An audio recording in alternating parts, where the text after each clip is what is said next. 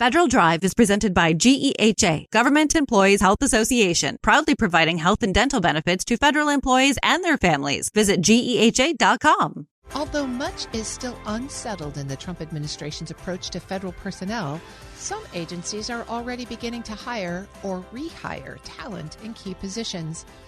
The last few administrations have been frustrated that process takes so long and still doesn't give hiring managers the best set of possible recruits.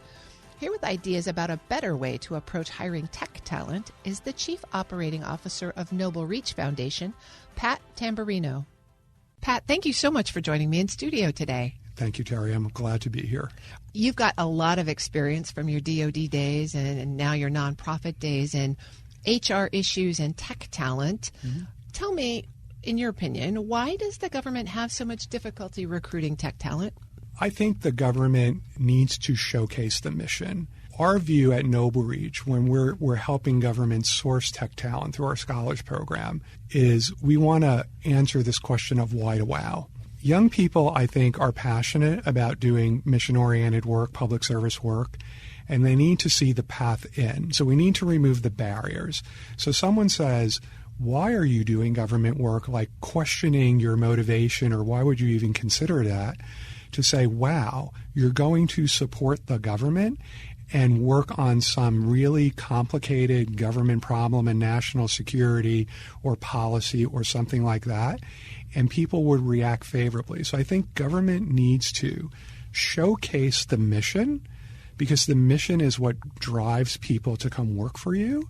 And they need to make it a little bit simpler, reduce the barriers to entry by using creative hiring authorities that don't make it such an insurmountable task to navigate the system.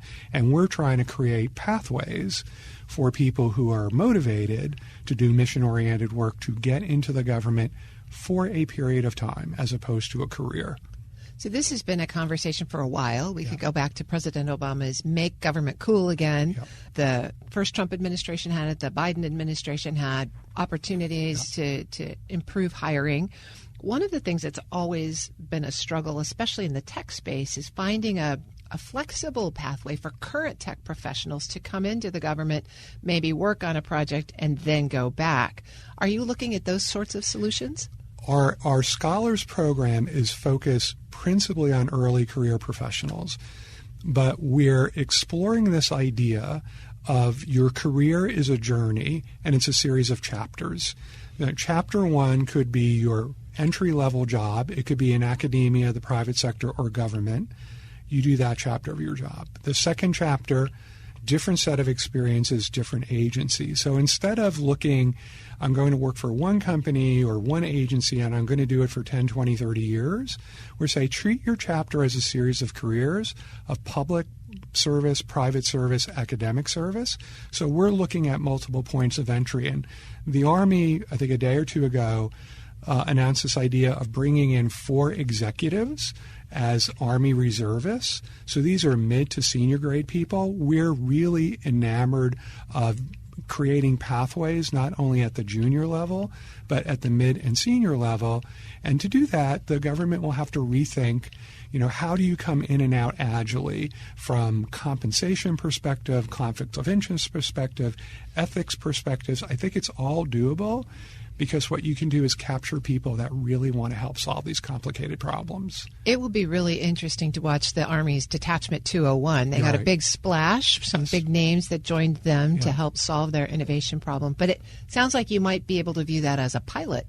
Yeah, I think it's something we're really tracking. We have talked about that with different government officials before the Army announced this pilot or this effort to say, let's focus on our scholars program, which is early career professionals, but then let's migrate it to potentially something more mid and senior grade. So when you started, you said the government really needs to do a better job, I'll paraphrase, selling its mission to these kinds of folks. Yeah. And again, they've tried. Have you seen any kinds of messages specifically resonate with the groups of folks that you're talking about, that you're focusing on? When we introduce these potential folks to government agencies, and the agency goes beyond, this is our mission, vision, guiding principles, but says this is what you're actually going to work on. We have people at Space Force, really new command, and they're at the front line of helping Space Force solve some technology programs. We have people at Treasury trying to figure out how to make the whole Treasury experience more customer-centric and more user-friendly. We had people at other agencies that were working on AI general use policies, really topical. Once you explain to that person, yeah, there's a million people in this agency, but you are going to work on this very specific project, which is really intriguing and really impactful, and that's what grabs them. It's not going to be some junior person in a cubicle, and it's going to be very routine and very rote and very administrative. It's going to be, in the thick of solving the problem for that agency. And the scholars we placed this year are all doing very, very important frontline work, and that's what grabs them. I'm speaking with Pat Tamburino. He's the Chief Operating Officer of Noble Reach Foundation. Pat, what you're describing seems to me the paradigm that was used when we created 18F and the U.S. Digital Service, trying to make a pitch for technologists on a mission that they could really sink their teeth into for a specific period of time. The Trump administration has disestablished both of those.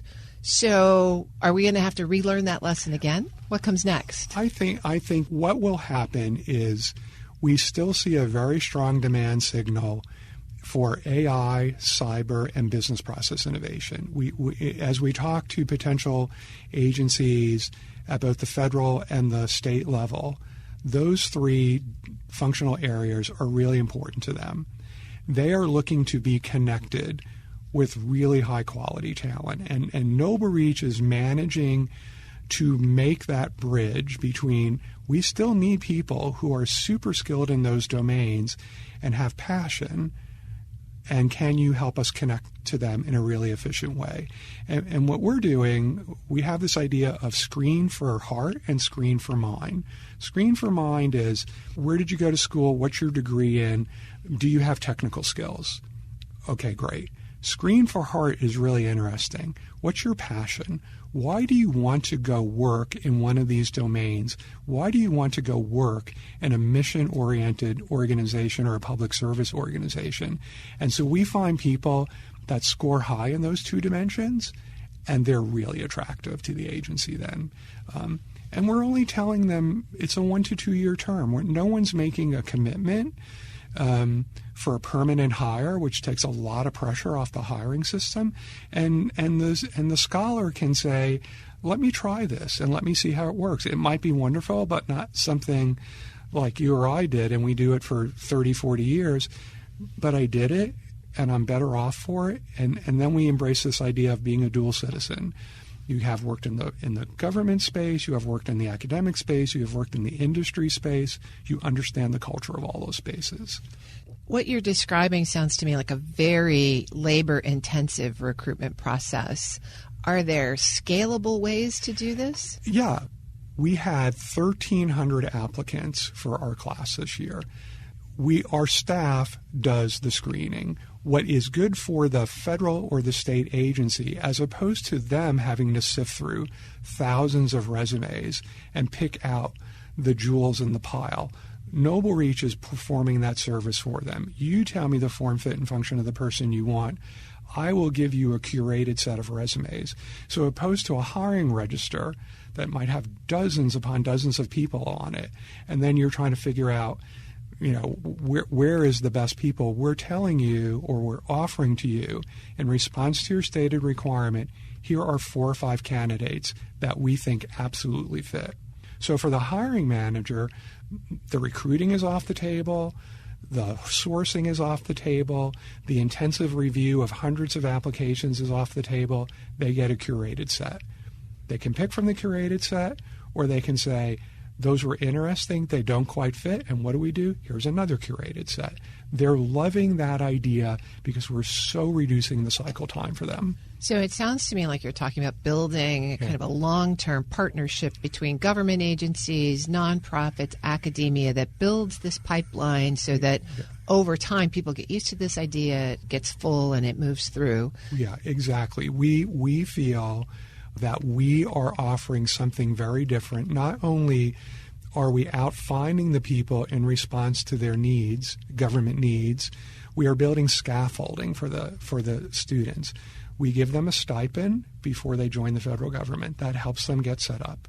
To our knowledge, nobody else does that.